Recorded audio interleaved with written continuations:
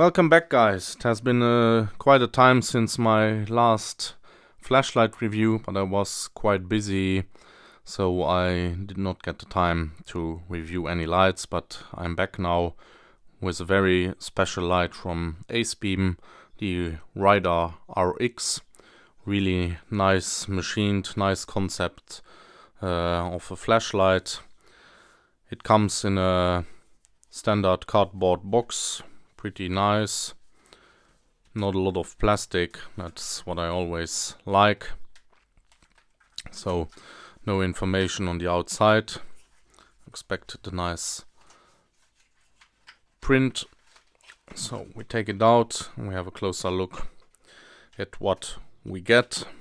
So first of all, the wider RX itself, which has a really cool locking mechanism.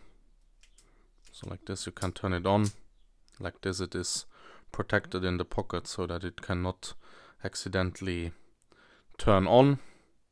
We'll take away the lens protection. I really like the colors of the dark gray stony color with the bright blue. This mechanism is really addicting. It's really cool to just hold it in the hand and play with it. So as you can see, I took already away the battery protection. And then we have 4 spare O-rings, 2 big ones, 2 small ones. Decent Acebeam lanyard, USB-C charging cable for the battery.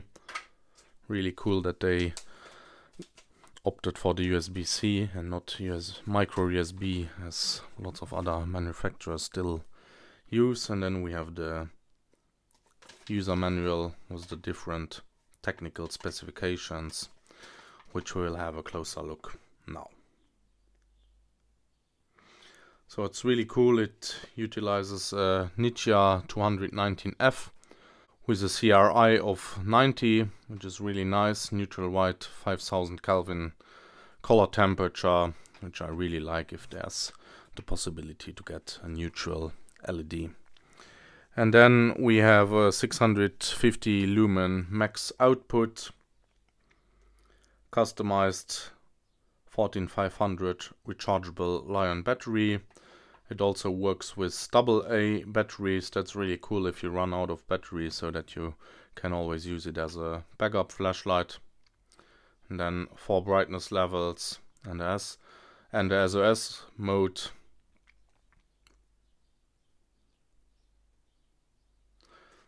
There's a mode memory.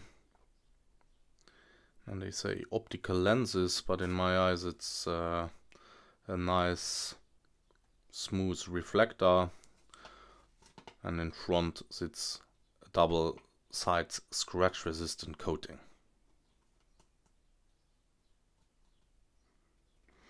So the outer shell here is stainless steel and is coated, and the inside is aluminium. And then for the specifications, the size is 95.7 millimeters of length, 18.6 millimeters of diameter here in front, and 26.1 diameters with the outer tube. So for the light output, we have the high mode with 650 lumens for 2 minutes, and then it dims down to 450 lumens for another 6 minutes. After that it turns to 330 lumens for 55 minutes. That's with the Liion battery. With the normal NYMH battery you get 200, 150 and then 85 lumens, and with a alkaline battery you get the same output, just a little shorter run times. And then we have the medium with 280 lumen for 60 minutes, low 70 lumen for 3 hours 8 minutes, ultra low 7 lumen for 53 hours and the SOS with 450 lumen for 60 minutes. The user manual they could print a little bit bigger. It's really small, as you can see, small lettering, and well, it has the standard impact resistance of drops from 1 meter, waterproof to 2 meters, maximum peak beam intensity 2304 candela, and maximum beam distance 96 meters. I will also check these values in my ulbrichtball and write it underneath the video description so that you can check those if the values are accurate. And I would say now we are having a look at the user interface. So let's have a closer look at the flashlight itself. As you can see, it is very nice machined. There are no sharp edges. The engravings are really properly done. Everything really cool. And then of course the cool locking mechanism. Electronic tail clicky which turns the light on. And then by just pushing through, you can cycle through the different modes. And if you repeat this step for 2 cycles, you get access to the SOS mode. So it's really nicely hidden. That's always cool, because I don't like if the special modes are included in the normal sequence. The light memorizes the latest used mode. If you turn the light off for at least 1 second, turn it back on, it is in the last used mode. So now it's a little bit brighter. I turn it off, wait for 1 second, and it turns back on in the same mode. It's a really nice warm or neutral white beam color. Really love it. And if you now push it forward, you can unscrew the head. The threads run really smooth. A little view at the inside of the head. So the O-ring is for securing this part. And then you can just take out the 920 milliamp battery, which you can charge with the USB-C cable that they ship with the light. So that's pretty much it for the Rider RX indoors. I will now fully charge the battery and then test it in my ulbrichtball and take you outside to see what it performs in the dark.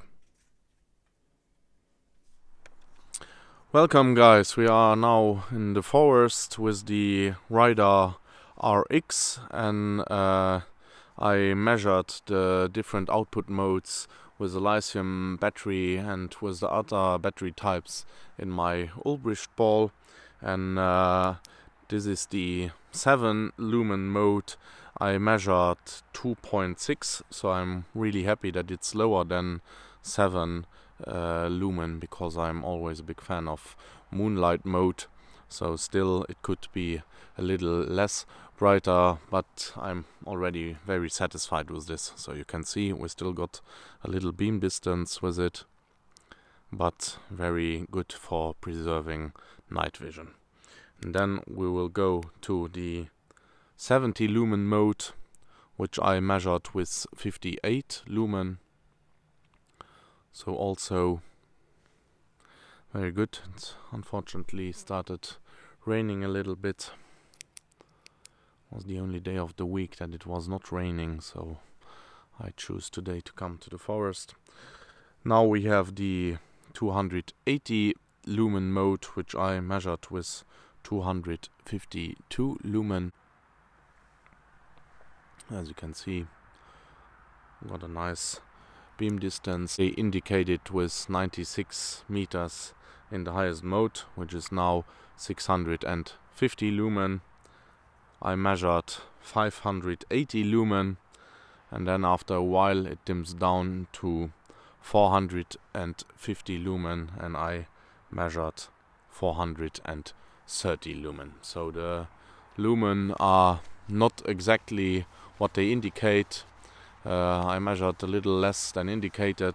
You always need to keep in mind that my ulbrichtball is a non-professional one, so there's always slight variations from a professional one. After all, I must say it's a really nice light that Acebeam launched here. I'm happy that they offer it to be used with AA batteries as well as with lithium batteries, so you really have a wide field of use. If ever you run out of juice, you can always buy spare batteries on the go. The design is really cool. I really like the sliding mechanism. If you keep it in the hand, you can hear it. I'm playing with it, so that's really cool.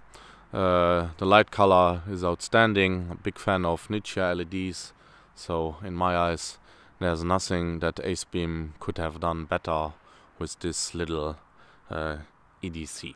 So I really hope you liked this video. If so, make sure to leave a thumbs up. If you have any questions, feel free to put them in the comment section, and I would be really happy if you would hit the subscribe button.